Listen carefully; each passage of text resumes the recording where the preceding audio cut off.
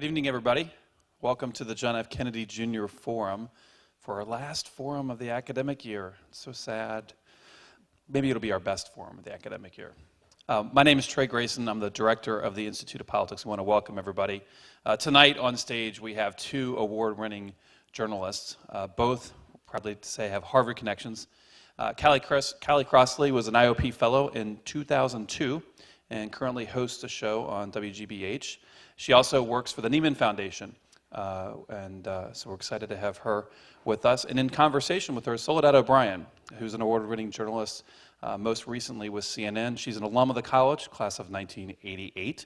And just this week, it was announced that she's going to be a visiting fellow at the Graduate School for Education. So she's going to be around a lot more over the next academic year. So please join me and welcome Soledad and Callie.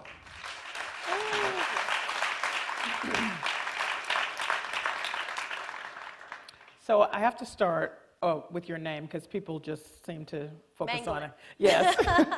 Maria de la Soledad Teresa O'Brien is the full. You forgot a Marchetti. Maria de la Soledad Teresa Marchetti O'Brien. There you go. And it's the Blessed Virgin Mary of Solitude. Yes, ma'am. And I raise that because Roger Ailes, president of Fox News, had a very fascinating quote about your name. He referred to you as that girl who is named after a prison. And I want you to tell people what you responded. There is a prison, Soledad Prison in California. I've actually visited it and taken a picture by the big sign that says Soledad. But, you know, my answer to him when he said that, I mean, it made the papers, was that actually I was named after the Virgin Mary and not named after a prison. You know, it's interesting, he wrote a book recently, and in that book he apologized. He said one mistake that he made was to say that he was sort of, you know, we never had a conversation about it, and I just, you know, kind of answered it. I didn't think it was a big deal, but I do think that sometimes things left unanswered become reality. And so I think it's very important to sort of, without giving anybody a hard time, to sort of reset well, this is the reality, actually, and move on. Very good. We're going to start currently and then move back so we get a little broader breath. And, you know, for journalists, got to start with what's been happening here in Boston in the last 2.5 weeks. And since you don't have a show to discuss all of these issues, I'd love for you to give your assessment of how you think the media did. Overall, specifically if there's something that stood out for you and what you would have liked to have seen covered better. You know, I think it's really, really hard in a breaking news situation to be able to funnel and channel all the information that's coming to you and to get it 100% right. And I'm not defending CNN's mistake and the mistake of others. I'm just saying it's just really, really hard. Having been in that position where you're on your BlackBerry, people are talking in your ear, and you're constantly trying to confirm information, it's just very, very difficult. That said, I think one of the things that I thought was a little challenging about the dark-skinned comment was, to me, it was like, well, what does that mean? Like, how does that illuminate the conversation anyway? And you know, I think that if you're the reporter who's made mistakes, and I have made mistakes on the air, it feels terrible. You know, it feels awful, and you apologize and you move on. I think there was clearly a lot that a lot of people got wrong. You know, you rush to try to figure out how you cover a story at a time, and in a story where there's a lot of emotion, so your sources sometimes are emotionally involved. They may not be great sources. A similar thing happened in Katrina when the chief of police, the superintendent of police, you know, would talk about the number of dead bodies they were going to find. And I think he said, you know, there's going to be 10,000. You know, and we're like, okay, the head of the police department says it's going to be 10,000 bodies. That's a great source. But actually, you know, we didn't discount for the, you know, he's emotionally overwrought. It's his home that's underwater. I mean, you know, and so we sort of were talking about, like, it looks like there might be as many as 10,000. Again, a mistake that I made, others made, coming from a great source, and many people who confirmed that great sources take, you know, and it was not right. It wasn't 10,000. It was a tenth of that. So, you know, sometimes that happens, and it feels terrible. I mean, you know, nobody goes in, you know, with the intention of somehow messing it up, especially in a way that is embarrassing and, you know, and tough. That said, you know, CNN had great ratings. People obviously were turning to the network to get information. And, I don't think that in the big picture, in terms of like viewers that day and those days, that it hurt them. But I think it's just always something that you worry about it. Honestly, as a live reporter, you worry about that. Like, am I getting all these things right? It's very hard. I think it's tougher when it's an institution that has been invested with a lot of credibility. So if you think of CNN as an institution, and I do, that has a lot of credibility, when something goes wrong there, it feels wronger, if you will, than at other places. So, yeah, I think for the people too, it feels terrible. It feels awful to get it wrong. Yeah.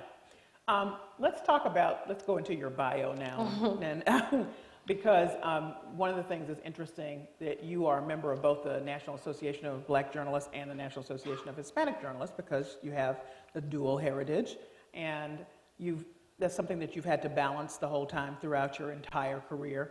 And a lot of students are really interested in how that's impacted your career. It's so interesting. When I was growing up, I grew up in the North Shore of Long Island, completely white community. And when I was about 13 years old, my mother used to say, don't let anybody tell you you're not black. Don't let anybody tell you you're not Latina. And I was like, who's the they? Like, crazy person? Like, we stick out in this community so terribly. There's a picture we found. My dad's white, bald. My mom, black, giant afro. 6 kids, brown, all afros. It's the 1970s, so we're wearing polyester shirts, stripes this way, polyester pants, stripes this way, and we have a VW bus, and you're just like, there's just no way to blend in our little conformist community of Smithtown, Long Island. It's just not going to happen. So I found it so strange years later, when I was really 40, and we started doing our Black in America series, when people would say, well, she's not really black, and she's not, it was and I was so glad that my mother had done, I think, a really great job of sort of helping define, who I was, that it seemed so foreign to me, like it was a conversation going on around me. It didn't really affect me at all.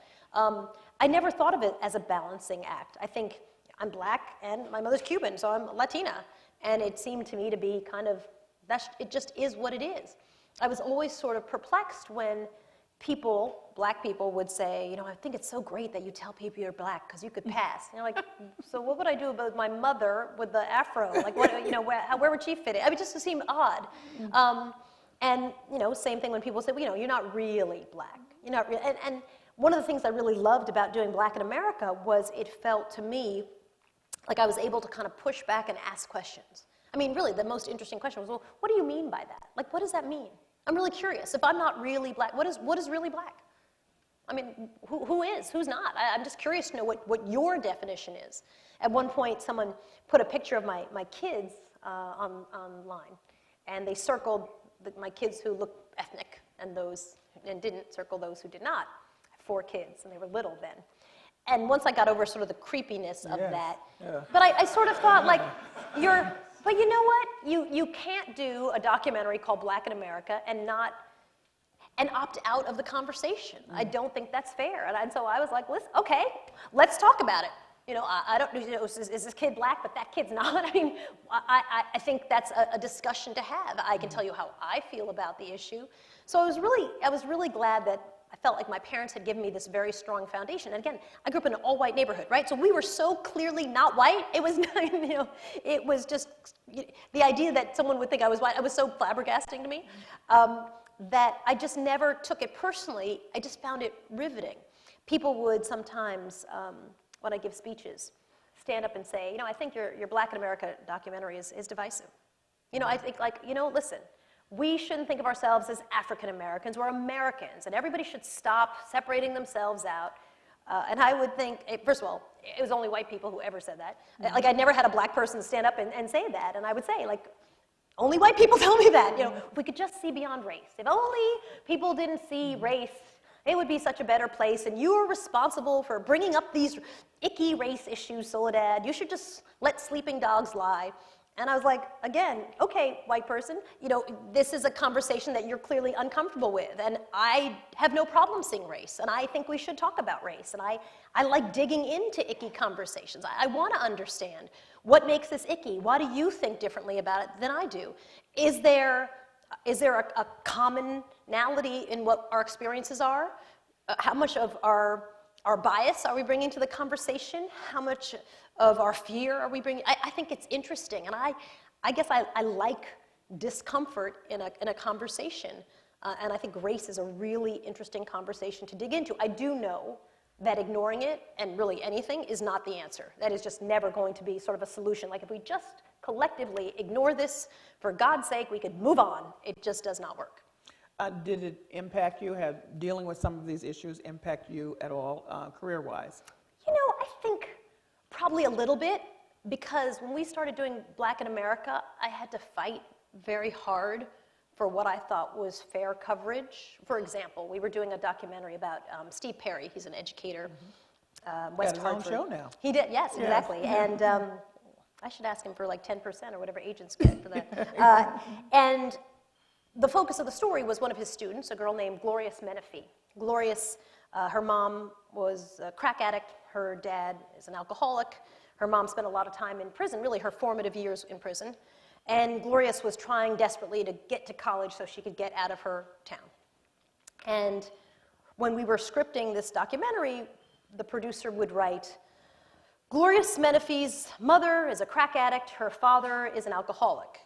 And I was like, well, wait a minute. If Glorious Menifee were a middle-class white boy, we would never say that. We would never say, Jimmy Jones' mother is a lawyer and his father is a doctor.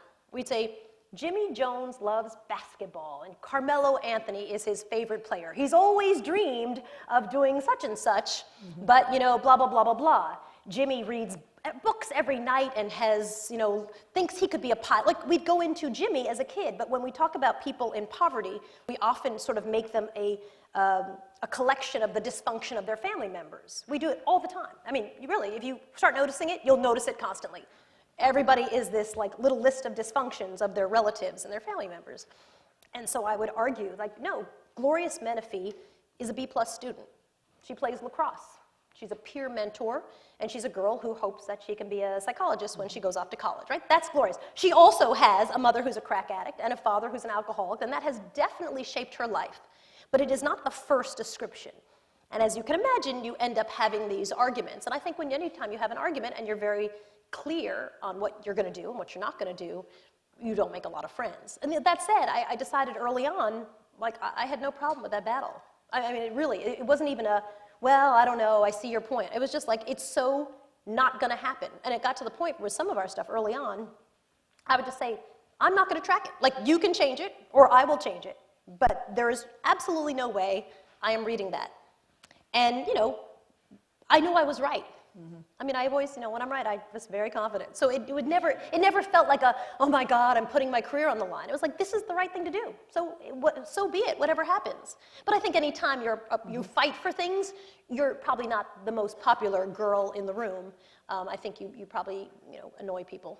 Well, by the time you got to the In America series, you built up some social capital there. So in case folks don't know, you came to CNN for a morning show that then got dissolved. Right. You've seen this story before. And then you went out and, you know, made your name doing the kind of reporting that you had done before, most notably with Katrina. So that allowed you, it seems to me, but you can articulate, to build something inside by saying, hey, we can do something else here. Is that how it happened? Did you go to them and say? No, they came to me. They said, it's the 40th anniversary of the assassination of Dr. King, and we want to do a documentary on the assassination, and then where are we now? And once that was set up, it was, okay, go with it. And it was very contentious, right? We called it Black in America, you know, and everyone's like, well, who is Black, like, who's in, who's out? I mean, same thing when we did our Gay in America, we did Latino in America. You know, you define it this way, but then you say, well, these are the stories. It was very contentious. I mean, it was really hostile. But it felt to me two things. One, a lot at stake. You know, I always tell a joke when I give speeches, and I'll say how, you know, when Britney Spears gets out of remember she got out of a car, she had no underpants on, right? And everyone's like, oh my God, Britney Spears. Like, white people everywhere do not say, oh my God, Britney Spears, how embarrassing for us. That's true. They don't. I mean, right? They say, God, Britney Spears, that poor girl, I hope she gets help. Right? Like, that's it. You know, when I was a kid and there was a serial killer on the loose, I remember my mother used to pray at night, Lord Jesus Christ, I hope he is not black. Because she fully understood that in a black neighborhood, and you laugh and you nod your head because you're like, you know that there is an impact on you if that guy is black. There is absolutely going to be an impact, especially if you're the only black family or one of two black families in a town. And so I used to say, part of that is because there are 100 stories of white people, and there are 5 of black people. And most of them are about, basketball or violence. And there are 3 about Latinos, and all of them about immigration. And there's 1 about Asians. They do so well in school. And there's 0 about Native. I mean, really, like that is, and you could go through and sort of run the numbers, and you would find that I'm pretty right on. Because everyone sort of fits into the stereotype of, what the stories are. And we find the character, we build that. And so I knew there was a lot at stake, right? If you're going to do Black in America, and it's going to be 6 hours, like, what are those stories? How do we tell them? It actually matters on that front. And then it matters to me, too. This is my community. Like, I can't just, producers could be like, I can walk away. I can't walk away. I'm the face of this documentary. And it did so well. It was so successful and so powerful that we knew that we would continue to do more. And people, I think, really liked sort of the honest conversation, because usually you don't have an honest conversation about race. You don't push people to say however they feel. I thought it was a really valuable thing to do. And as I did it, I really started to lose my fear about it. I just thought, well, let's just do good journalism and see what happens. I believe you're the first network to do a piece, Latino in America, which was kind of crazy when you think about how overdue that was. Well, it's so ridiculous because there's, I think in TV news networks, there's this, constant panic, like, how do we get the Latinos to watch our network? I mean, it's like, throw some coverage on that they're interested in is like step 1, and so we did. I mean, you're laughing, but that is how it works, I'm telling you. So you really just have to, put things on TV that appeal to people, right? What's storytelling? So we started our first Latino in America, which was a survey piece, and I think whenever you do surveys as a documentary, it's a bit of a cop-out, right? You're saying, well, we don't really know which story, so here's 6, here's 8. We did our second one on a female boxer named Marlena Esparza, who was going to the Olympics, and that was a great story. And we got to kind of tackle a lot in that story of really her arc heading off to the Olympics, hopefully. And then our last one was about the power of the Latino vote. Really a story of disappointment on both fronts, on the Democratic side and the Republican side, that Latinos were feeling very frustrated in this election year about how to vote. So I think we got better at figuring out how to tell the story. And also, I think when people realized that we were going to be there to stay, they didn't judge us. Literally, I did an event for the first one, and the person said, I am a Peruvian from, San Antonio, Texas, and my story is not in your document. I'm like, that's, yes, true. Even after our first Black in America, my mother said, oh, so Caribbean Black people, not interested in your own people, interesting. Like everyone was judging. And I think over time, people realized that we would just keep coming back and doing stories and try to do the best work that we could possibly do. And if people wanted to debate our most recent one about colorism, like, great. I'm happy to jump into that conversation. I have no problem at all. One of the things that all people do as they look back on their career, folks who look at their career say, gee, look what a great plan she had. She did all these things, and it all came together so that she could do the documentaries and then lead to hosting a morning show. But I know my favorite job that you ever had was the Sun Microsystems info gal for the Discovery Channel program. I did a show called The No Zone. That's really very interesting. Sun Microsystems info gal. I've never heard that job before. And we share some commonalities because you started here in Boston and you were doing research when you were here at Channel 4 at WBZ. So if you think about the combination of all of your jobs, so research here, then doing the tech jobs that you did, reporting out in California, then moving on to hosting the morning show, then the reporting out in the field, and some of the grittiest assignments that you had to do, not just Katrina, but some of the other rough places as well. That all comes together, it seems to me, to make you a perfect person to do interviews of all kinds with all folks, which is what the morning show was set up to do, starting point. So that seemed a natural transition to that from the In America series. Did it feel that way to you? Yeah, I thought what we had done really well in the docs could be translated into a morning show, and it kind of worked, right? Which was, if you put a lot of effort into your interviews, if you actually really studied and look at your interviews as a debate, came very prepared, you could create these great moments, as opposed to just a sort of factual, a lot of interviews, there's just no pushing people. It's just, they get to kind of say what they want to say, and you say, thank you for joining us, and you move on. So I thought in documentaries, you do a ton of research, and then you sit down and you do your first interviews, usually about 2 or 3 hours. You absolutely have to know a ton, and meanwhile, you've been in the field, so you really know anecdotally and through research what you're talking about. So I thought, well, I think we could do interviews where the arc is very much like, going for the moment in a documentary, where you sort of present but Senator, did you or did you not say blah, blah, blah, blah, because you just have tons of research. So that's what we tried to do. And you have time. And you had time. So in the morning show, you really didn't have time, but I did have a great researcher. So I thought that would really work. There are other things that I thought could have worked that we never really got a handle on. I thought a panel would be great, but I always wanted the panel to be more representative of America, and it just didn't turn out that way. There were just logistical challenges to that. It started that way, though. It went back and forth. Yeah, it never yeah. really, when it didn't have a started that way and change. It really was, sometimes it wasn't, sometimes someone was on vacation, sometimes, it just was, there was no real design to it. And no one ever wanted to completely commit to it. And I think that, our show never got really any support, never got, they never ever ran I think 6 months in, they ran one promo that was, just terrible. So you kind of knew from the get-go, like, oh, this is not going to be supported.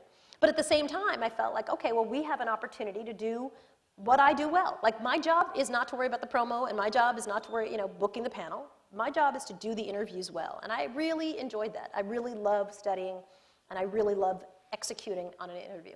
A lot of people didn't enjoy it with you. If you look up some, just randomly, controversial is the word that is most everyone used to always applied. say Soledad grills, Soledad all her attacks controversial Soledad. interviews. That's her because people are controversial- lazy and they can't come up with a better word that has more nuance. But Controversial is not even like in TV news writing. If someone wrote something controversial, I'd cross it out and say, Right. well, what are you trying to say? Controversial Exactly. doesn't say anything. That's laziness. Well, I think that John Sununu was particularly offended by his many He came appearances. back. No, he couldn't have been, right? Because he always came back. John Sununu was John Sununu. He loved an argument. He loved to debate. I think that the first time I interviewed him, he was super, super charming. Second time he was more aggressive, and he liked to fight. And I think that I enjoyed sort of arguing with him because I liked.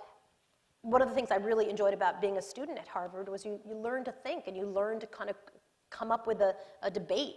You learn to really be able to argue your point, and having a Harvard degree gave you a certain amount of intellectual heft to sort of say, like, I am your equal, and so don't treat me like I am some little girl here. Like, I demand a modicum of respect, and I, sir, will give you the same. But the minute you act as if somehow, I am lesser than you, like, we will just put a stop to that. And we had to do that but I mean that in a very respectful way. Like, anybody who felt like they were going to be, treat you like you were some little girl, we were just going to stop that. And a couple of times we had to do that. And I thought that was fine. I thought that worked fine. Well, it's interesting because some people were asked to comment, and they say, well, she just was unfair, and she read the liberal blogs, that's all she did. But I just wanted to quote Peter King, who some of you may know is a New York representative. This is an interview you did with him, and you were challenging the fact that he called Obama's tour an apology tour. And you said, well, where was that? He never said it. And then he argued back, and then you say, factcheck.org said there was no apology tour, and King says, I don't care what fact check says, and you said, they're a fact checker. You may not care, but they're a fact checker. But after all of that, his comments were, in hearing that you were leaving your position as starting point, he said, I think she's very fair, and I have great respect for her. So even Do you in know that, the only people who sent me notes after I left the show were Republicans? Really? Only people who said, like, hey, I'm going to miss you. I enjoyed being interviewed by you. I know our paths will cross again. Only Republicans. That's really interesting. Interesting, right? Yeah. But I think that a lot of people actually enjoy having somebody who's prepared, like they want to be in a debate. You know, I mean, they really, if the best way to sound as if you know what you're talking about is to engage with someone who's going to challenge you on the points. It's actually very frustrating when you have something to say and everybody lets you slide on everything. It's not that interesting. So, you know, I thought that, you know, that interview with Peter King went viral, right? So Peter King's point has now been multiplied over many times what our visual audience was, and now is all over the internet. Done. That was the goal. And I think that for John Sununu, a similar thing, right? I mean, he got his point across. You know, sometimes I think he delved a little bit into, you know, name calling, which was a little unseemly, but again, I'm like, okay, let's not go there and move on. You know, I don't shy away from a fight. I don't mind it if you've studied, right? Like, if you've studied, then it's fine. If you're just fighting to fight, then I think that's still silly, you know. I'm kind of a pacifist, actually. We're going to move to questions from the audience, but I did, you know, some have suggested that maybe because you are a woman, and then a black woman at that you got as much of this pushback and the controversial label. I don't know about that. I mean, I think the controversial label was really just laziness. I think nobody knows what to, you know, whenever two people kind of go at it, they're like, she grills, it's controversial. It's, you know, I just think that was not particularly nuanced. No, I don't know if that was the case. I think that people felt like, listen, if she's going to give it to me, I'm going to give it back. I mean, I don't mind it. Again, only if it got into a point where it was disrespectful, and then, you know, I thought that I was always very careful. I really learned this from Bryant Gumbel, watching him on the Today Show years ago when I worked on the Today Show. You know, he would just always be very respectful, right? And the minute you lost your respect for someone, you lost the interview. You know, so he was always like, listen, sir. And, you know, and the ones where it was really challenging, you could tell, because I'm like, well, sir, if you will, sir, and sir, if you know, because I would just be like, okay. I'm like, you know, because you're holding it together, you know, and you don't want to lose the interview just because you're frustrated. You have a point to make. And again, if you're well prepared, then it's fine. All right, well, we know that you're going forward now, doing your own thing with Starfish Media Group, doing documentaries that may end up on CNN, but not just documentaries, a full range of programming. And then you're going to be here the next year as a distinguished visiting fellow. That's right. And that's exciting as well. Can you say how often you might be here? You know, we're working that out right now. A lot of it will depend, as we launch this media company, what our projects are. So we have a slate of docs that we have to deliver to CNN between now and 2015. And then we're pitching other docs to HBO and others. Okay. And so we've had a fair amount, you know, so you as starting a new company, you have to say, well, what percentage is going to be docs and what percentage will be what we call talent deals, you know, where you're on camera. What percentage is going to be, you know, for example, our Marlena Esparza doc for Latino in America, there was a huge interest in turning that into a movie. And so we're already negotiating that as the Marlena Esparza story. So, you know, there's a lot of sort of opportunities to do things in media that I never really had the chance before. So as we work out what the percentage of time is on that, that'll sort of depend, that'll really impact how much time I'm here. Okay, so now it's your turn. There are 4 mics in different places. You may ask questions, but you must state your name and organization, if it's an organization or you're here. And we like questions. And I am known for cutting people off who don't have a question.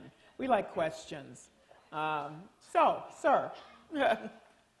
Hi, my name is Will. I'm a member of the Forum Committee, and we just want to ask you a question that we actually got over Twitter, our official Twitter question. And who is the most prepared guest that you've encountered on your show?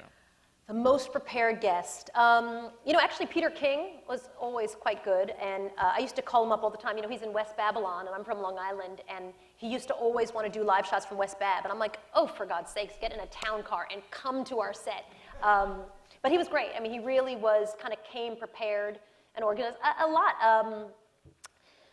You know, it's a number of guests, a lot of people. I think that there were some who were notoriously not prepared. I'm trying to remember the name of the woman who was a Tea Partier, Christine. Come on, help me out.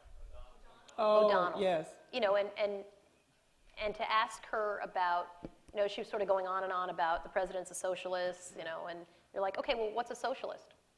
You know, like, it's like shooting fish in a barrel. Like, you know, they're just too easy. because you just know. I mean, but it's a basic question. I mean, I'm not, and she was always great to come on, but she was unprepared, right? You cannot call the President of the United States a socialist and not be able to tell someone the basic definition of socialism. That is just not okay. And somebody who has read any transcript that you've done is going to call you on that. You know, so I think that most people were very prepared, especially if they really, you know, were connected to their issues. I think she was, you know, she was a good example of someone who was not prepared. All right, over here. Hello, my name is India Perez-Urbano, and my mother was writing a Huffington Post article about Sheryl Sandberg's book, Lean In. And I read it over and was kind of like, I had to point out to her the kind of the context of being a woman from Harvard University. And I think just people fail to like recognize the fact that Harvard is such a special setting that gives you so many privileges. And I just wanted to know what you think about her stance on like feminism or women in the workplace coming from Harvard undergrad and you also coming from Harvard undergrad. And do you think that like whether or not you agree with her arguments in her book, can you understand where she's coming from? Yeah, I'd love to have $1 billion to understand better where she's coming from, for sure. I mean, you know, I think that her book was very carefully written. I liked her book, and I interviewed her about her book. And I liked her personally, too. I think the challenge in some of the things, which I pointed out in the interview that I did with her, was there's a little bit of a gap between what she's hoping for and the reality that exists, right? So when you say, I hope one day that little girls on the playground, when they're being what we would call bossy, everyone will say, well, that's really just great leadership potential. You know, that's what she writes about in her book. It's like, well, but the reality is in 20 years when that little girl is now in a boardroom, it's just bossy, right? So name it whatever you want, she's going to be in trouble because people are going to think she's a word that rhymes with witch, and it's going to hamper her, and we know that actually she's not going to get promoted because of that. So you can call it whatever you want when that kid is a toddler in the, you know, the swing set. But the truth is, like, that's problematic. How do you fix that? Or she talked about you know, talking, you know, how it would be to, you know, tell your boss you're pregnant. Wouldn't it be great to work in a place, you know, and I was pregnant with twins. I have 4 kids, and my last set was twins. And I was literally massive. And people would be like, so anything to tell us? And I was like, no, nothing. No, nothing going on, no. You know, because I knew, like, you do not tell anybody you're pregnant. They start doing the math on how they're going to figure out how to get rid of you, you know, like, you're only a liability. That is the reality. So she'll talk about, you know, would it be kumbaya great to be able to sit down with your boss and say, I'd like to discuss my pregnancy with you. But the reality, having had a lot of children, I can tell you, is nobody wants to hear that. You know, that's a problem. So I thought her book had some really great points. I liked it, and it's a book that I would give to people to read for, I think it's a great idea to lean in. You know, the advice of lean in is stop worrying about things until you have to cross that bridge. Lean into your career. If you want to be in a career, lean in all you can, and don't make preparations to get out before you have to. I think that's tremendous advice. I think some of the challenges, I don't know that a lot of people of color necessarily saw themselves in her book. I think that to be likable has a different kind of context for white women and black women. You know, I think that there's a reason people like to talk about the stereotype of the angry black woman. So I think that's a challenge for black women in office space that white women think about likability, but black women think about it sort of a different iteration of that. So I think some of the things that she said were, you know, just not everybody could identify. Well, how do you lean in if you're a nurse? How do you lean in if you make $60,000 a year, you know, and you can't afford a babysitter to cover you? You know, I don't know. That said, nobody picked apart every other business book that was written by a guy, right? Mm-hmm. Like no one said, someone wrote a great review, great in the crazy sense, of, you know, how come she's not, you know, giving the side of the nannies or something? And it was like, because it's a business book. I mean, that's not what she's doing. And so I thought she got a lot of unfair criticism. But, you know, that to me was a really good indication of just sort of how entrenched and intense the problem and the issues are. You know, people feel it very emotionally. It's all about, you know, did you make the right choice in your life? And that's kind of a heavy thing to have to tackle. Upstairs. Thank you very much for speaking with us today. My name is Neha Dalal, and I asked this question on behalf of the JFK Junior Forum Committee. So obviously you've done a lot. What stands out as one of the most memorable, interesting, or just weird moments from your career? You know, I think memorable was covering Hurricane Katrina. And the first week we were there, we were living in an RV on Canal Street. The whole city was shut down. Everybody was out for the most part. And we were there around the clock. In fact, I had just had twins, so I had a little packet of baby wipes, like this big. And the last minute, I threw it in my bag. And I was so glad, because it was the only way we could wash ourselves living in this RV. Like, I used to hand, like, here's one for Anderson. One for, we would hand out these baby wipes. And I had a massive thing like this. And so we were disgusting by the end of 3 weeks, and we were just working around the clock and sleeping on the floor. And as we were leaving, we went through the airport, and my hair was like crazy, pulled back in a ponytail, and had my CNN cap on, and people gave us a standing ovation at the airport. And I remember thinking, like, this is what being a reporter is about, right? Like this moment where people are celebrating the fact that you've done a good job. Like, that was probably, even to this day, it really, chokes me up, because it felt like it's this kind of work, the stuff that matters is what I want to spend my time on. And I think that really directed my, my focus a lot.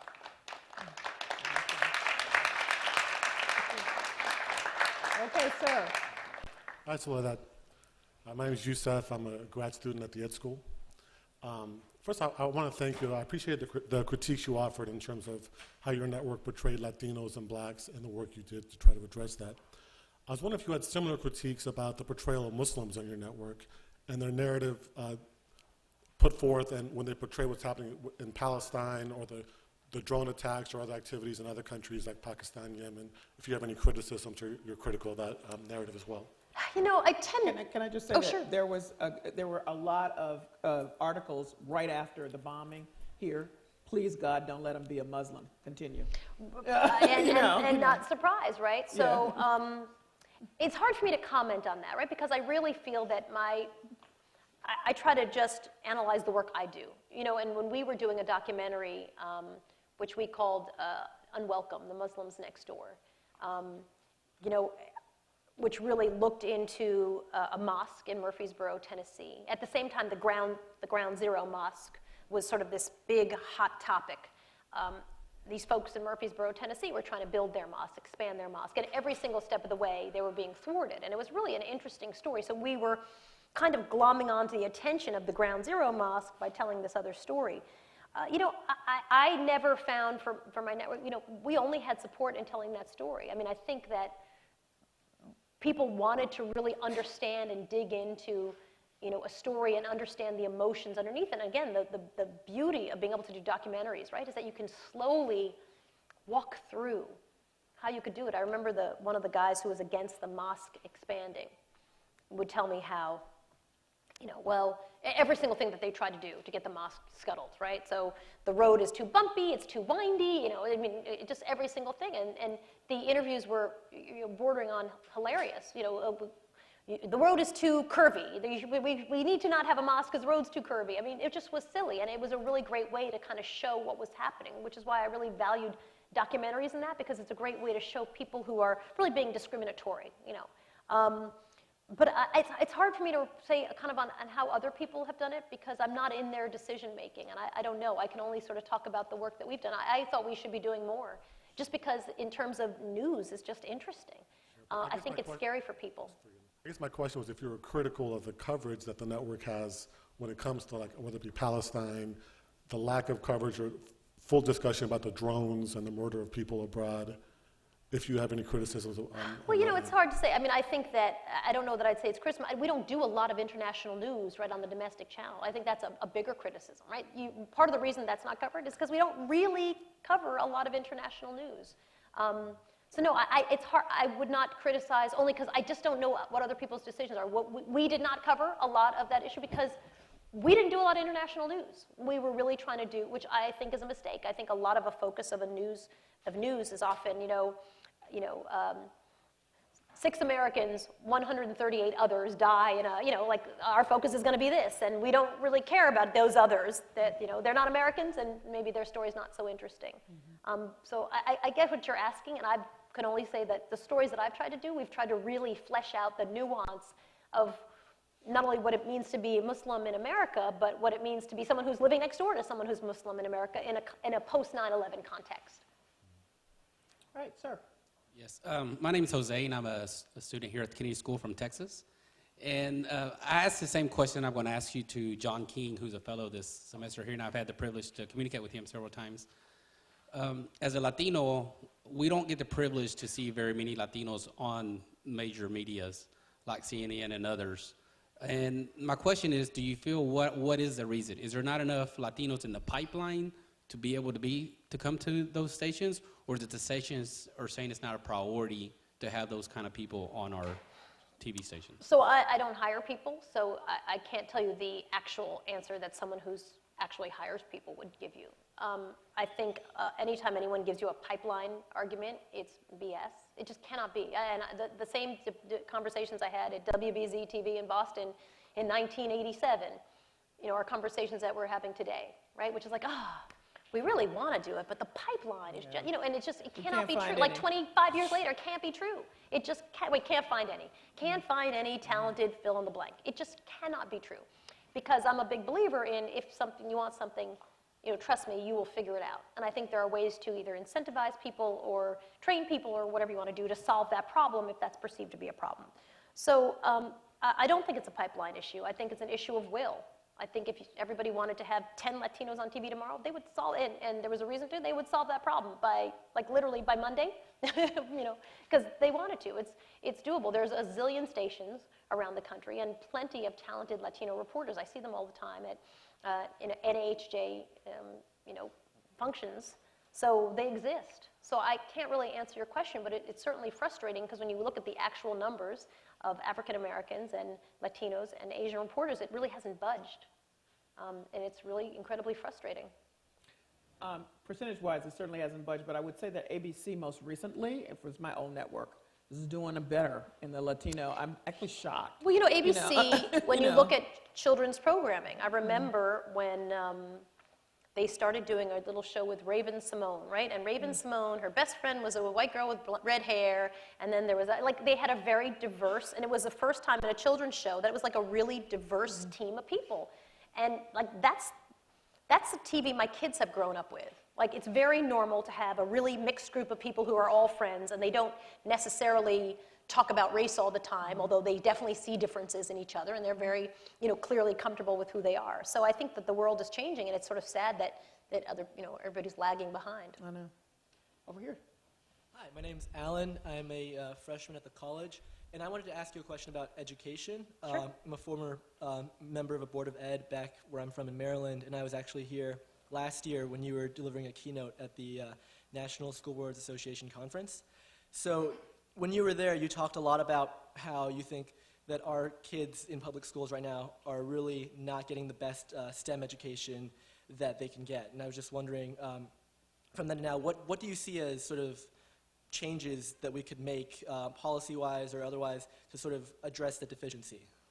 I think the deficiency is not just in STEM. The documentary I'm working on right now for CNN is based in Minneapolis, and it takes a look at sort of a charter school that is doing very well in serving young black boys, and the other charter schools that are not only bad, they're terrible, and the public schools, which are marginally better, but also terrible. So the question becomes, how do we figure out the people who are doing it well, how they're doing it, and extrapolate that so that everybody can be doing it well? Because if you're a black boy in Minneapolis, the chances are much greater than not that you're going to get a terrible education. I mean, that's just the numbers.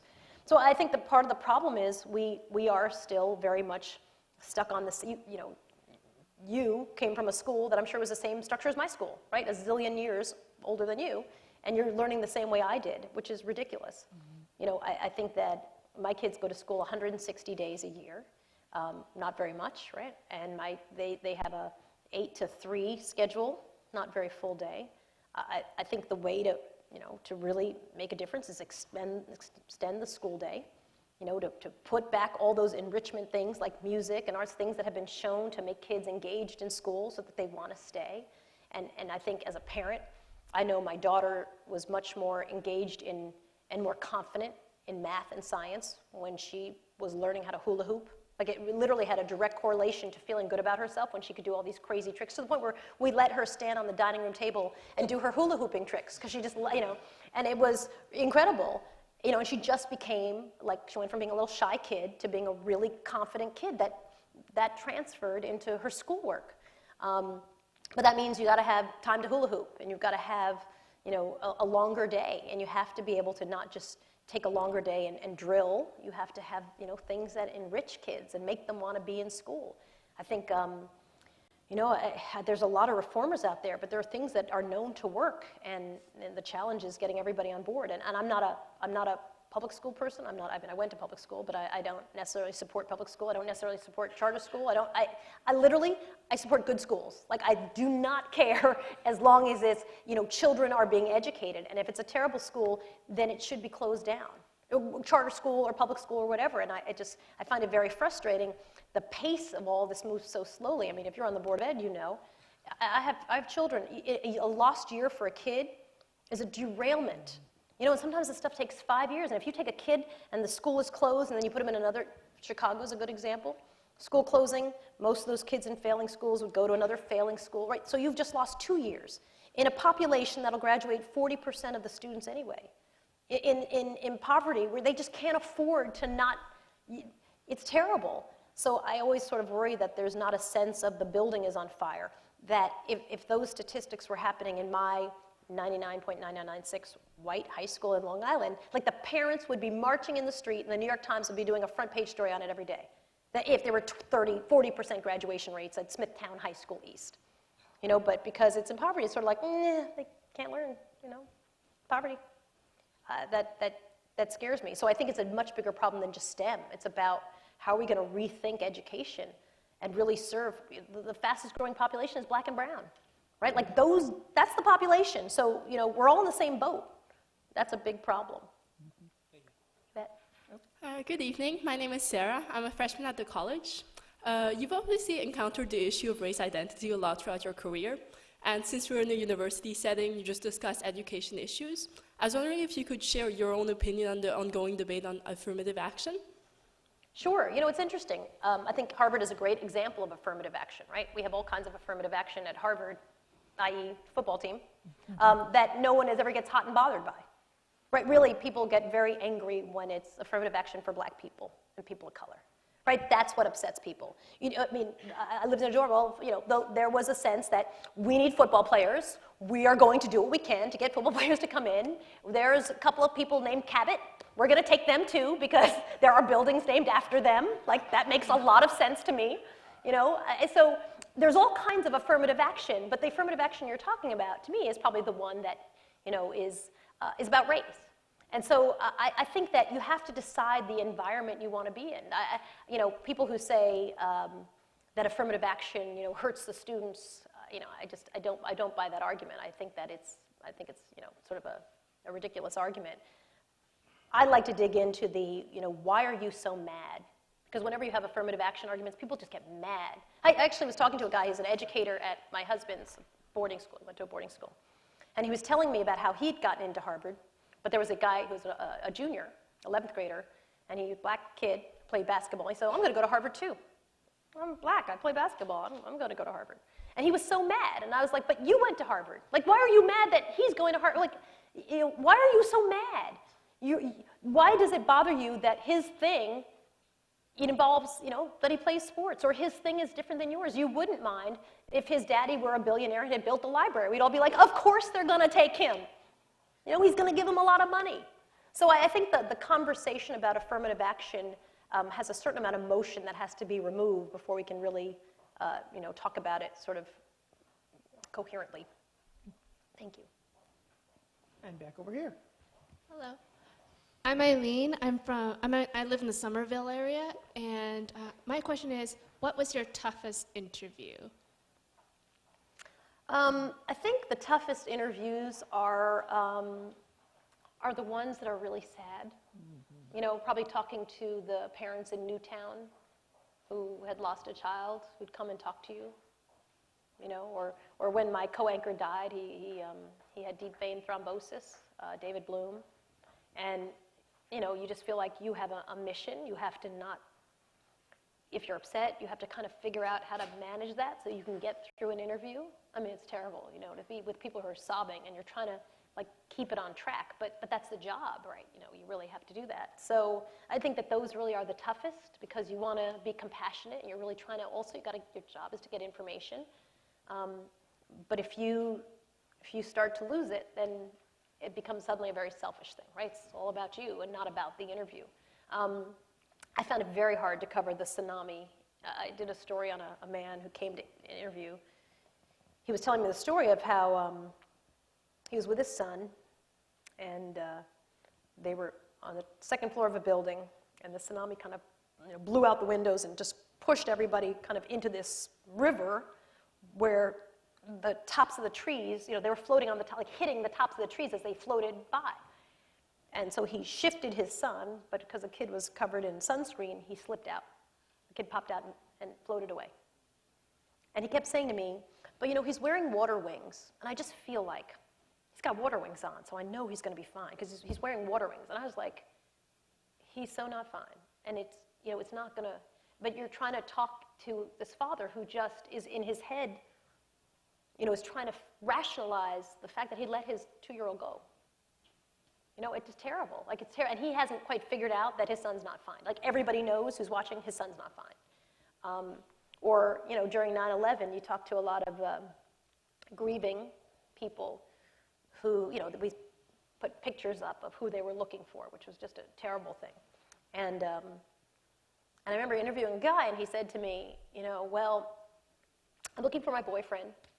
And he was in the building when it collapsed. And I said, well, it's completely, it's completely pulverized. What makes you think he's going to be fine? And he'd say, well, he has to be fine, because if he's not fine and he's dead, then my life is over, and my life can't be over. So he just has to be fine. And you're just trying to deal with people's raw emotions. It was terrible. I mean, it was just so heartbreaking. So I think when you're doing that, it's very wearing. I think that many times I'd sort of get post-traumatic stress from, covering an earthquake in Haiti or the tsunami. You're just so mired in people's sadness that it's sort of hard to pull yourself out of it, and you find yourself crying at the supermarket, or like someone cuts you off in a car, and you're like, oh, I can't, because you clearly are sort of dealing with, the stress, and then I think the guilt of feeling like, why am I upset? Like, I come home to an intact family, and nothing's wrong with me, and I'm lucky. So, that I think was the most challenging thing. Thank you. Hi, my name is Joanne. I'm speaking on behalf of the Women's Initiative for Leadership here at the IOP. So Harvard is an institution that has continued to emphasize the importance of a liberal arts education. But I feel like in today's society, we're seeing a greater emphasis on entrepreneurship in society, especially among younger college students. And we've even seen that here on our campus with the introduction of the Harvard Innovation Lab. And as fantastic as that is for students, it's also, I think, changing perspectives of what a college education really means. So I'd love to hear your thoughts as a Harvard graduate on the role that a liberal arts education has played in your career, and how that role of education might be changing for other students pursuing journalism after college. I was an English and American literature concentrator, and I took all my pre-med courses because I thought I was going to go to medical school until my junior year. And I'm an entrepreneur. So I don't see them as mutually exclusive. I think that we're in an economy today where everybody should really be able to think of themselves not as, I go and work for a company forever, I get a gold watch, retire. It just that didn't even exist in my generation, so it's not going to exist in your generation. So I think that, the beauty of Harvard is you have all these great opportunities. And you can be a liberal arts major and an entrepreneur and have a great background in STEM, so that when you decide what you really want to do, which may not happen for a couple of years, you have a really great grounding that you can, from an amazing university, that you can call upon. And you've had this great exposure. Really, what Harvard, I always felt what Harvard gave was this tremendous exposure to anybody. Prince Charles did our commencement speech. It was just amazing. All the incredible speakers would come, and you just got to sit and talk to them and meet them. So I would say, I don't look at it as a negative. I look at it as only a positive. You know, someone created an innovation lab so that you, liberal arts major, can go and, you know, explore what you might want to do with that liberal arts degree as an entrepreneur. I think it's only a plus. Can you extract some of your portfolio skills from your undergraduate education to your career? You know, I think that the joke was always right. Harvard teaches you how to think, which meant you're basically unemployable in some ways. I know, like, I know how to think. Like, great, we're looking for someone who can actually type, you know. But I do think that as I sort of climbed up the ladder, knowing how to think and knowing how to formulate an argument and knowing how to study and knowing how to research and knowing how to figure out the arc of a story and dig into information was hugely important. Mm-hmm. I think the way I was successful was not necessarily things that I learned at Harvard, but kind of inherent to what got me to Harvard, which was I'm very strategic. Like I have planned out my life. I would, you know, sign a contract, have a kid, have another kid, sign a contract, have another set of kids. Like that was very intentional. I know it sounds very non-romantic, I'm telling you, but it was if I wanted to be able to work and, you know, sign a TV contract, which involved like how you look when you're negotiating, then that's what I was going to do. I was always very intentional about, you know, I was going to get married to someone who was very supportive of my career. I was going to spend a lot of time constantly reviewing what I did well and what I didn't do well and keeping a list of 3 things that I was working on at all times in my, you know, handbag that I was constantly working on. I just was very strategic about the jobs I was going to take and how I wanted to add to my skill set and what I wanted to be able to do. Like, I just didn't think it should be accidental. Oh, I stumbled into this, stumbled into that. It never was. It was like, okay, how do you figure out how to do that? And so that, I think, is kind of what brought me to Harvard as a student, and that probably helped a lot in terms of, you know, my success. All right, over here. A lot of traditional societies. Come to the mic again. Oh. Yeah. A lot of Why, traditional. what's your name? Oh, sorry. My name's Miriam Chernoff. I'm in the mid-career program here, and so let me collect myself. You've talked a lot about telling stories, and stories play an important role in a lot of traditional societies. But I don't see stories as playing that important a role in our modern American society. So how is it that you learned to tell stories? And what do you think is the most important part of storytelling? I'm going to disagree with your premise. I think stories are how you call someone up. Oh my God, the craziest thing just happened. Right? I mean, that's really how I was taught to do live shots. You know, act like you're on the phone with your mom, because I was terrible. I was terrified on camera. I couldn't like figure out how to talk into the camera, and people would say, you know, you're talking to your mom on the phone. And I think everybody's a storyteller, right? Like anybody, if you would just ask them, if you ask the question the right way, you'll get a story. If you ask them a yes, no question, you want. But if you say, you know, what was the most frustrating thing that ever happened? They'll wind up and tell you a story. So I think we all communicate by stories, even in modern America. I mean, you know, the story of how someone lost their home in Katrina, or what happened, how did they get to the Superdome, or, you know, I mean, everybody, you know, is a storyteller. So, no, I don't think I learned it as much as I learned to kind of get out of my own way and shut up and listen better. Because I think as reporters, we tend to, like, jump in, or, you know, you're so nervous that you're not really listening, that someone could tell you, like, I just killed my family, and you'd be like, okay, next question. So then, blah, blah, blah, you know, I literally was that bad. I just would completely not listen because I was so nervous. You know, so being a good storyteller, I think, is about really just listening and kind of prodding for the story and not jumping to the conclusion that you think is the conclusion of their story. Thank you. Sir. I really appreciate your reporting on race in America, and I was just wondering if you could reflect a little more on our society's tendency to push people into a particular box. I think of when Halle Berry won an Academy Award, it was reported that she was the first African American, or when President Obama was first elected, his African American heritage was emphasized. And I'm wondering, does that represent progress, or is it more helpful to think about people's biracial or multiracial identities? Where are we going? Where should we be going? You know, you in the see future? in the census, more people are identifying as multiracial. I think some of that is generational, right? For people in my generation, there was no, you know, biracial wasn't an option. You know, that wasn't a category that you could choose. I think, you know, the latest documentary we did on Black in America was about these girls who were trying to figure out, literally teenage girls, who were trying to figure out, like, well, what am I? And it was interesting, one of the young women, was Egyptian, right? So her whole thing is like, I am African American, all you black people. Like, I am the only actual African American in this room, is what she would sort of say, and yet everyone's giving her a hard time saying, well, you're not really African American. And the other girl who is mixed race, her dad's white, was raised with her dad's family, would say, like, I don't know how to be black.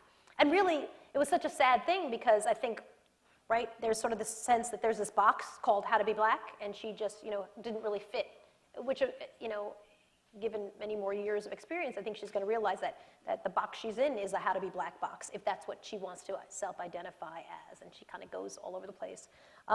So yeah, I think you're right. I think my experience was that people always wanted to put you in boxes because it made them more comfortable.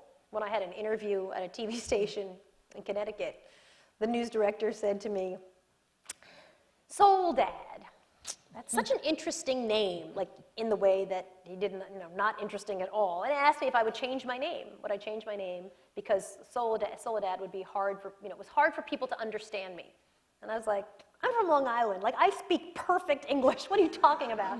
But, I got what he was saying, right? Which is like, we can't figure out what box to put you in. We're worried it's going to scare off our audience, so could you do this? And since I'm named after the Virgin Mary, I said no, because I didn't want to be struck dead by lightning on the way home. But I think you're right. I think there's always this effort, and that really was about him. And once I kind of figured out, like that was about him. He needed to be comfortable. Like, I was fine with me. He needed to be comfortable with me, and so that meant I had to be sort of in this thing. I think generationally there was no mixed. I don't know that 2 generations from now that'll be something that everybody's saying because it just is commonplace. I think it's definitely becoming more commonplace. All right. Sadly, this is the last question. Yes. Hi, Soledad. So my name is Cynthia Nava. I'm at the Graduate School of Education. First of all, thank you for your time. And then second of all, I believe that the media has latched onto this narrative of dreamers and the idea that these students have done everything that's right and by no fault of their own, they're in this situation. And I think that narrative is problematic because it really puts the blame on our parents, saying they're the ones that broke the law, they're the ones that need to be blamed, and again, I think it's problematic. So I'm wondering... Why do you think it's problematic? I think it's problematic because why are we blaming our parents who were the original dreamers, who came here to find better work and a better life for us? Do you need more explanation? No, I understand that, but I think that part of the dreamer thing, right, is the age issue.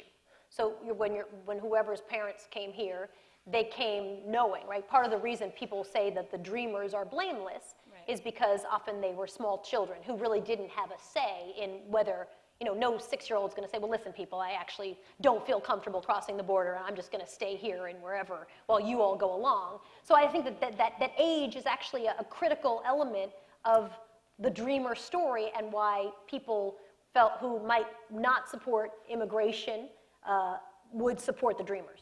Right, and I think that's a very easy thing to support, but my mom brought me here undocumented when I was 3, right? And I know plenty of other people at this institution and at other institutions. That doesn't mean we're okay with that narrative because it's easy to sell to other people. It's what you just said, right? It's what people are comfortable with.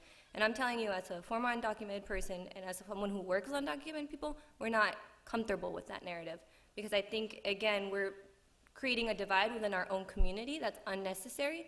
So I want to know how you have worked and how you think the media can work to unite that narrative, especially thinking that we're talking about comprehensive reform. I think that you have a good point in terms of what makes people comfortable, right? Part of the whole idea of getting to a political solution is that. It's what will people be comfortable with? Who is held blameless, and can we get this legislation passed, and who is held with blame? And a lot of that is exactly what this debate of immigration reform is about. So I think that, where that argument has problems is that the age issue is a critical issue. And I think that part of what people are looking at as another element in immigration reform is the separating of families, right? That's another way to say, is it fair to break apart families? And that's another way of sort of saying, let's unite rather than let's divide. But I think that there absolutely, for political reasons, is a sense that people who were brought to this country as small children, unable to make a decision, are in a different category than those who came across the border as grown-ups. Well, I would just add something to think about that. one of the reasons we're so excited by the Dreamers is that they work in this narrative of meritocracy, that you work hard and you should be successful, but our parents also work hard, and you're just defining it in different terms of success. No, I think what you're pointing out is the conundrum of immigration and immigration reform, right? Which is certain people get to come and certain people don't.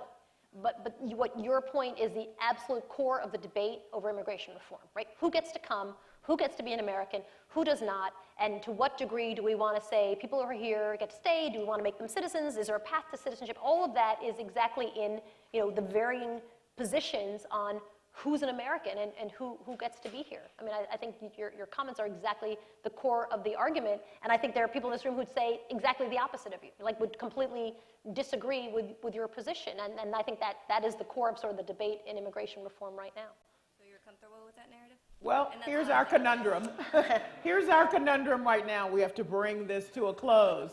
And so you'll have to write her, and perhaps you can be part of one of Starfish Media's new documentaries on this subject matter. So I want to thank Soledad O'Brien, who is now distinguished in her connection to Harvard. Thank you very much. It was my pleasure.